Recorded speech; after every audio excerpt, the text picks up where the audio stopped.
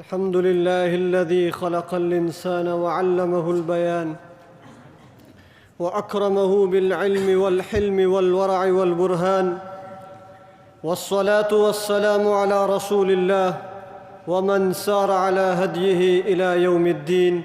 أما بعد، رئيس الحفلة الميمونة، أصحاب الحكم والحاضرون الكرام، إن موضوع خطبتنا اليوم في هذه الحفلة موقف المسلم من الأحداث الجارية. إخوة الإسلام، أحوال المسلمين في كثير من المواطن تبعث على الأسى والحزن، خاصة مع ظهور الفتن العمياء ومحن شتى جرت على المسلمين الدمار والخراب والفساد في الدين والأنفس والأعراض والأموال والديار. لكنني أخبركم أيها السادة أن السبب الأعظم لما حل من نكبات وأزمات وما أصاب من مصيبات ومحن هو البعد عن المنهج الإلهي والبعد عن الطريق النبوي صلى الله عليه وسلم في شتى مجالات حياتنا. ألم يخبرنا ربنا جل وعلا بقوله: ظهر الفساد في البر والبحر بما كسبت أيدي الناس ليذيقهم بعض الذي عملوا لعلهم يرجعون. وقد أخبرنا نبينا صلى الله عليه وسلم بهذا المعنى فقال: وما لم تعمل أئمتهم بما أنزل الله في كتابه إلا جعل الله بأسهم بينهم. ففي مسند الإمام أحمد أن النبي صلى الله عليه وسلم قال: إذا ظهرت المعاصي في أمتي عمهم الله بعذاب من قبله.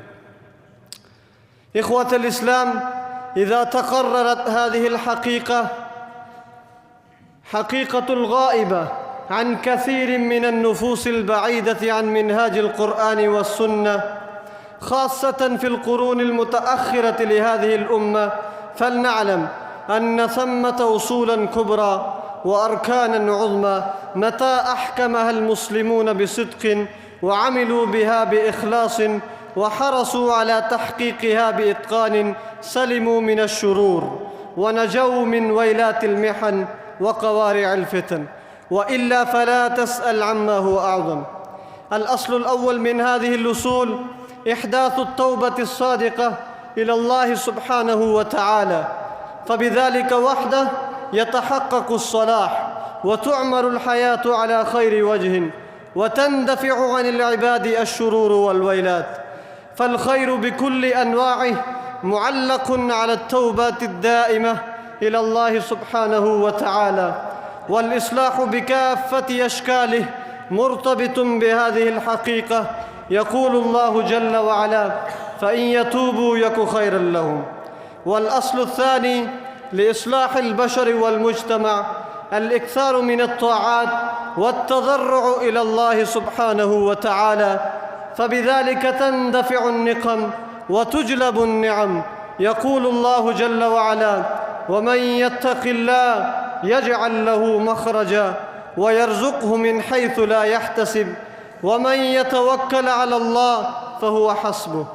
والأصل الثالث لصلاح الأمة الإسلامية أنه حينما تخيم على الأمة ظلل الفتن وتتقاذف سفينتها أمواج المحن تعظم حاجتها إلى ترسم طريق النجاة لتصل إلى بر الأمان وشاطئ السلامة، ولن تجد لذلك سبيلاً مهما حاولت ما لم تعالج مشاكلها بنور القرآن العظيم وسنة النبي الكريم.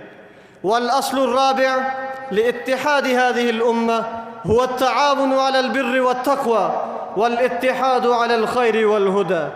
فعلى المسلمين أن يتقوا الله في أنفسهم، أن يتقوا الله في دينهم، أن يتقوا الله في بلدانهم، وأن لا يتفرقوا، وبينهم كتاب الله حكماً ومنهجا وسنة رسوله صلى الله عليه وسلم نبراساً وهدى، وسنة خلفائه الراشدين قدوة ومثالاً صالحا.